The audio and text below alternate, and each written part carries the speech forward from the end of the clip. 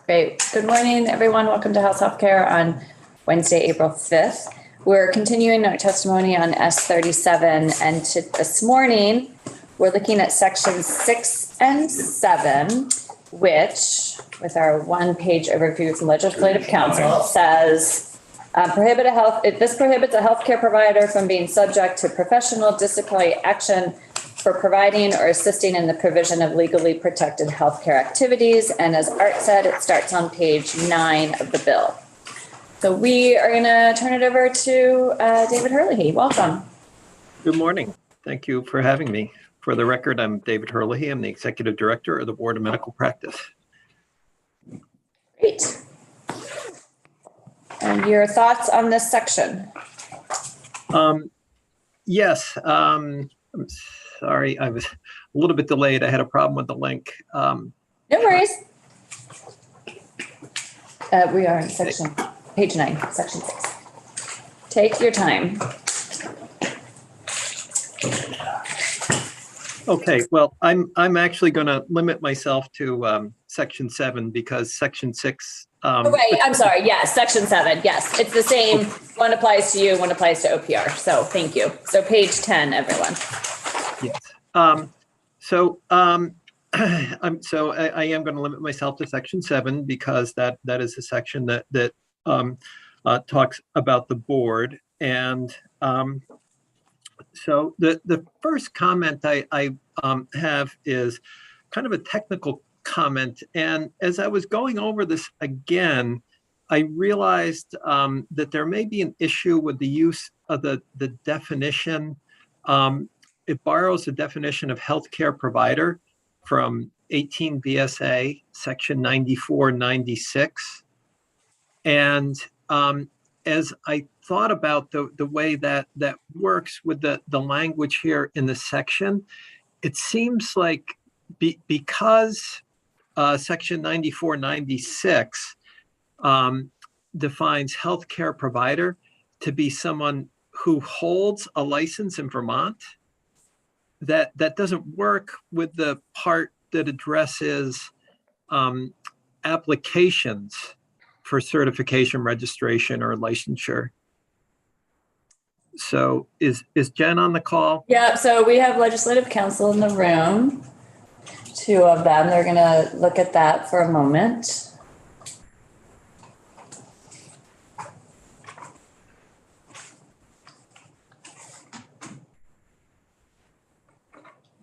I might have to think about it. Yeah. Okay. I'll have to think about it. They're going to think about it and get back to us. And again, it's not something that the board, is conceptually objects to. It's just it's a concern about the clarity of the what's provided in the law and how that would work, because it would seem like if the definition of healthcare provider being used is someone who has a license, then it just, the logic doesn't flow with saying that we're going to that we're trying to provide protection as well to people from being harmed by having discipline in other states for legally protected healthcare activity.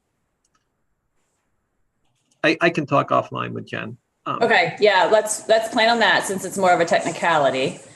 So Jen and Amran would be your points of contact for that. Great. So more importantly, I think that the main point that you're probably looking to get from the board is how the mechanics of protection, is it written in a way that upsets your ability as a regulator to be able to address misconduct that should be addressed? And the answer is no. It's okay in that regard. I don't see problems with the way the section is drafted.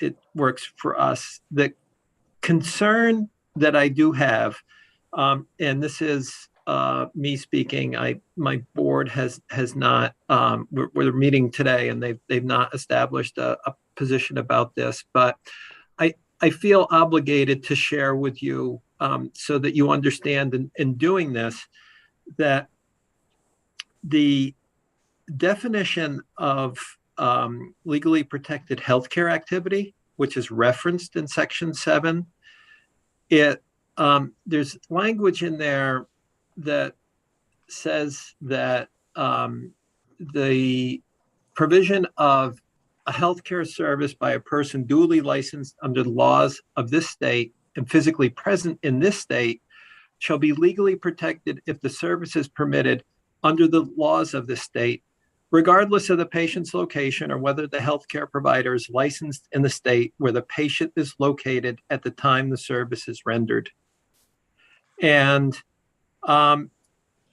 what I feel obligated to share with you is just a little bit of background, and so you can understand that for it's decades now, since regulation began, over 100 years ago, well over 100 years ago, that it's been recognized that states have the sovereign right to regulate medicine within their borders. And that's, been very, very well established. With the advent of electronic communication, even, back to telephone days, there began to be questions about, well, what if somebody is, the patient is located in one state and the provider's in another state? And the rule is very well established, going back for decades and universally recognized that the provider needs to be licensed in the state where the patient is located. And I think you can all appreciate how important that is to our ability to protect Vermonters and to regulate according to the practice of medicine in Vermont, according to the public policy of Vermont and the laws that you all pass. And this language here really goes against those principles. And I just want you to understand that you are saying Vermont as a state no longer adheres to that when our public policy regarding the healthcare, that should be available to people in general in those other states, we're gonna disregard that. And I thought of an example about, first of all, it's concerning to me as a regulator because it undermines the cooperation that's vital among states in being able to regulate medicine. And I could name many examples where we've had great interstate cooperation, where we've had people doing very bad things from other states, and the other states have been responsive and cooperative in helping us to address that and put an end to it, and stop the flow of improper prescriptions for opioids into Vermont that never should have been written without a medical purpose, and stop the flow, therefore, of drugs being diverted onto Vermont streets.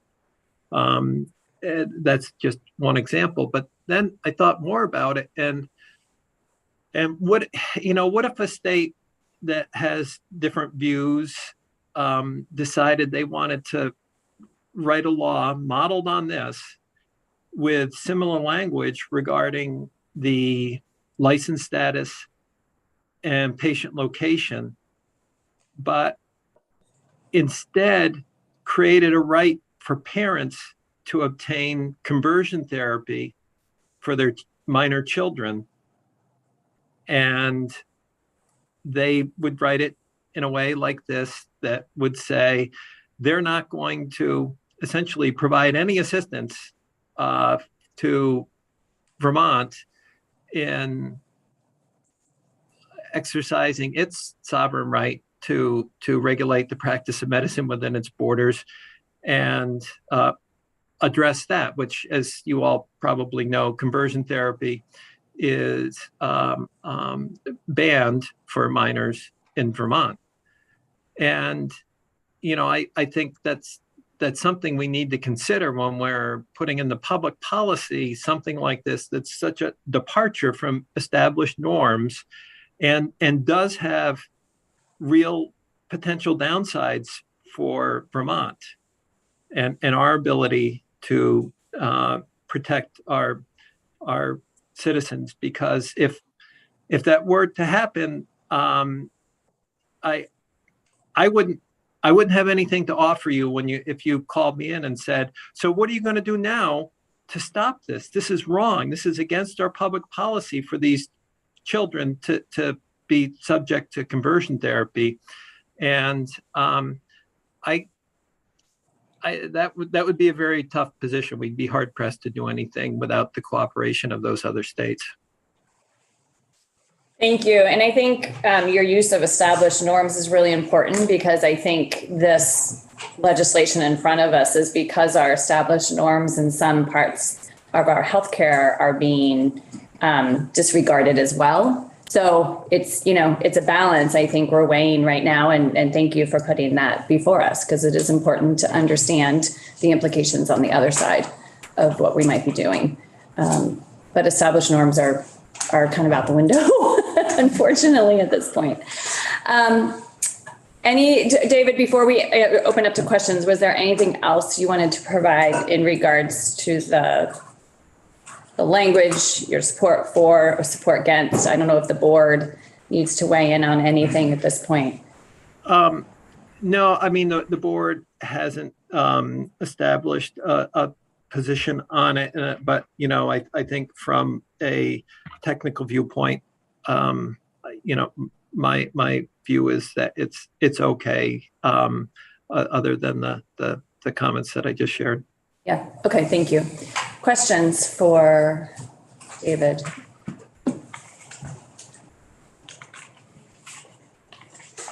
Anyone? No?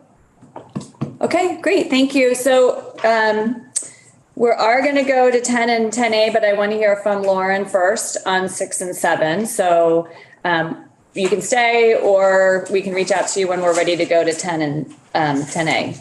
Okay, I'll stream, and then I'll know when you're ready for me. Great. Perfect. Thank you so much. Sure. Lauren, you want to come up? Thank you. I did remember Lauren Hibbert is at a dentist appointment this morning. Oh, good. Glad she's taking care of her She will be here later. health needs. All right, so now we're on section 6, which is the same language as section 7, but it's for OPR. Thank you. Lauren Lehman, General Counsel, OPR, for the record. Thank you for having me here today on S37. The OPR is very strongly supportive of the goals of this legislation, and ensuring that Vermont's licensed healthcare professionals won't be professionally disciplined for engaging in legally protected healthcare activities that reflect our state's goals. I really only have technical corrections. We gave a lot of feedback in the Senate. A lot of those were reflected in the Senate changes, and we're really appreciative of that effort. So these are pretty technical. I can respond. I can also share our thoughts, OPR's thoughts on the issue that David. That'd be great. Thank you.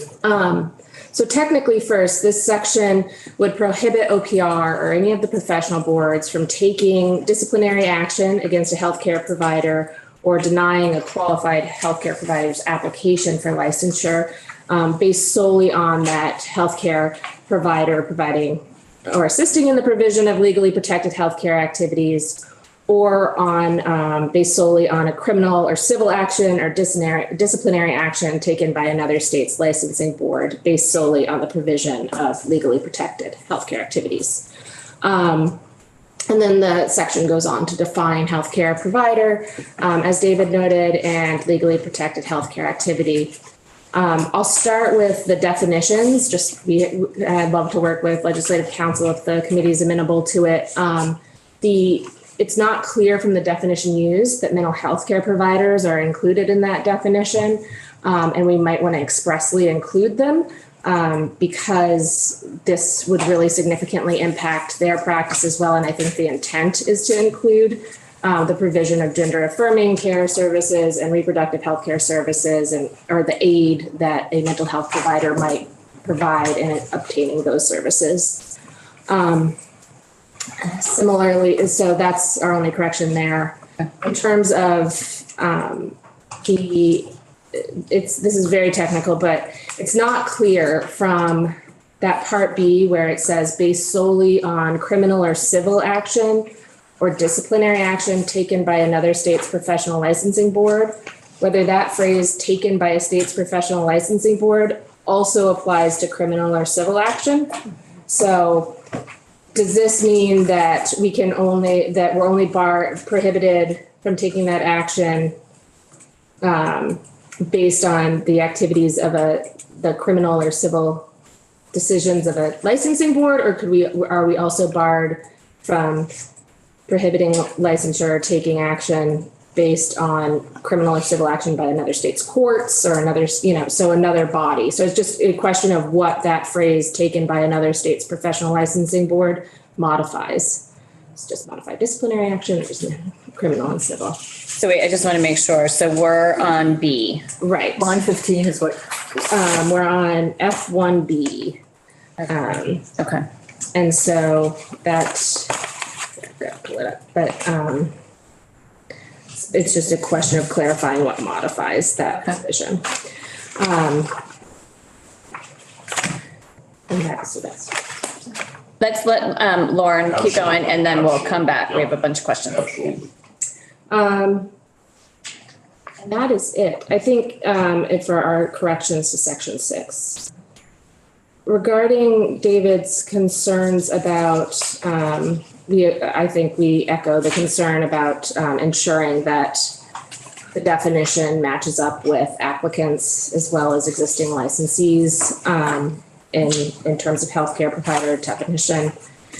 Our concerns about the definition, I mean, I think of legally protected healthcare services.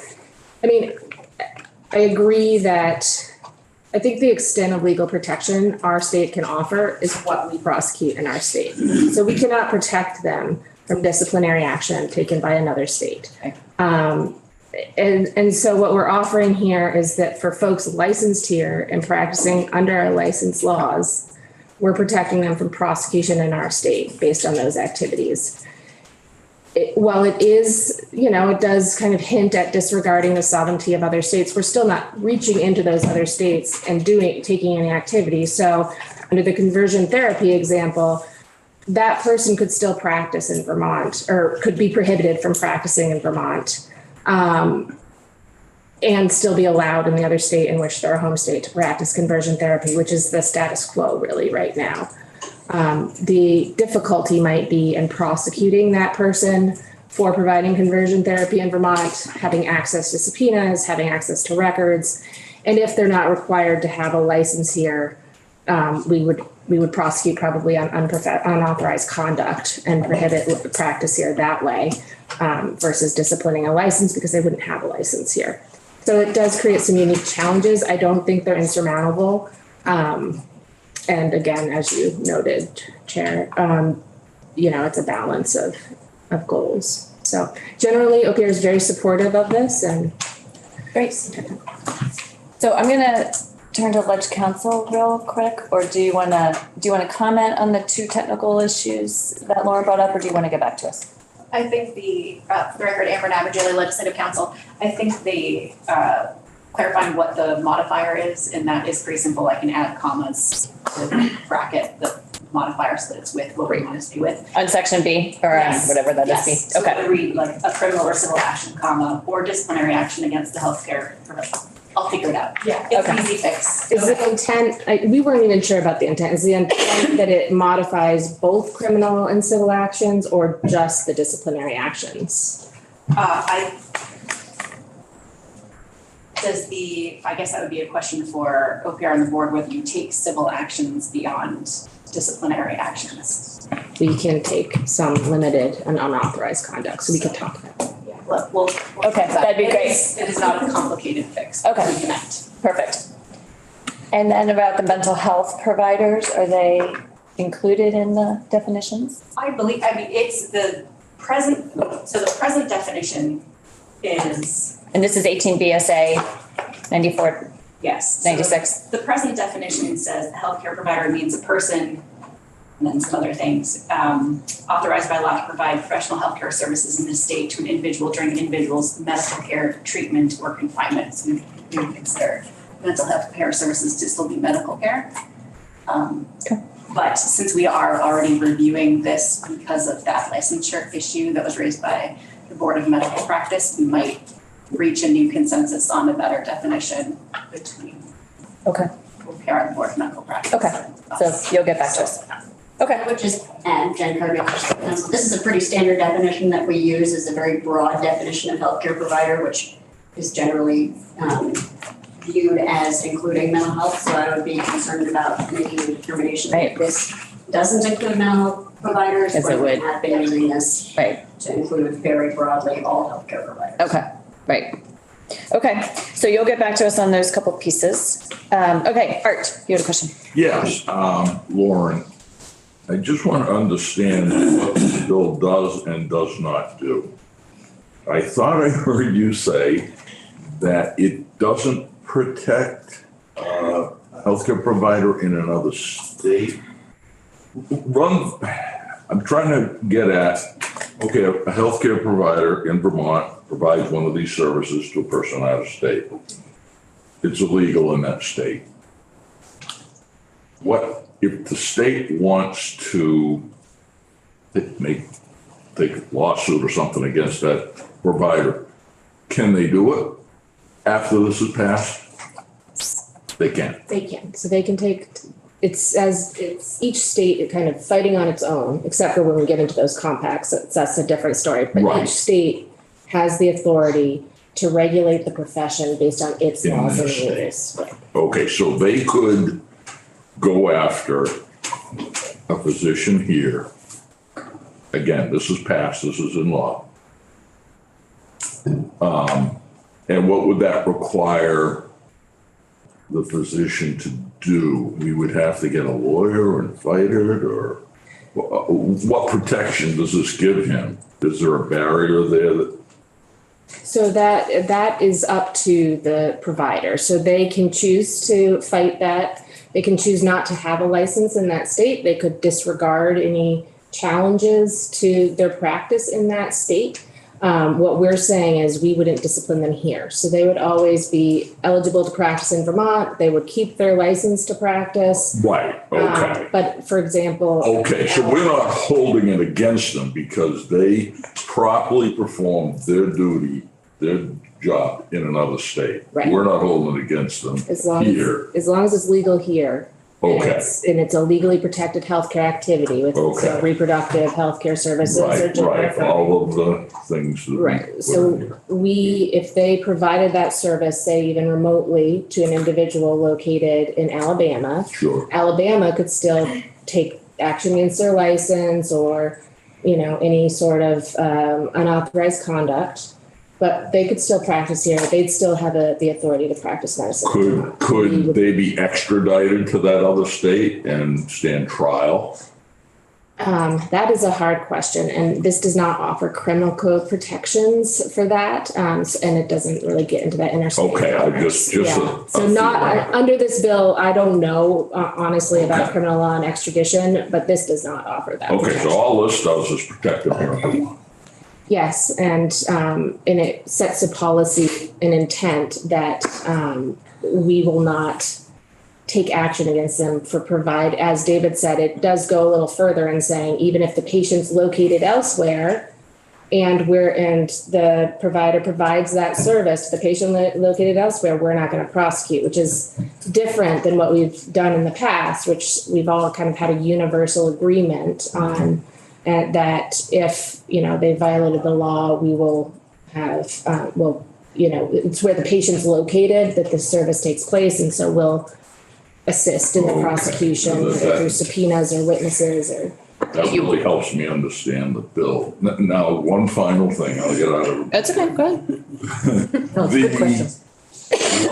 So a licensed practitioner here does not need, we're saying they don't need a license in that other state to serve that person. for these limited services. Limited services. We're not necessarily saying that they don't need a license there. We're just saying that if they engage in activities there that result in disciplinary action, we don't have to prosecute them there. Okay, Or we so, cannot prosecute. so we're not gonna punish them for not having the license in the other state. We don't go so far as to say, we don't care about your laws, we can go anywhere we want.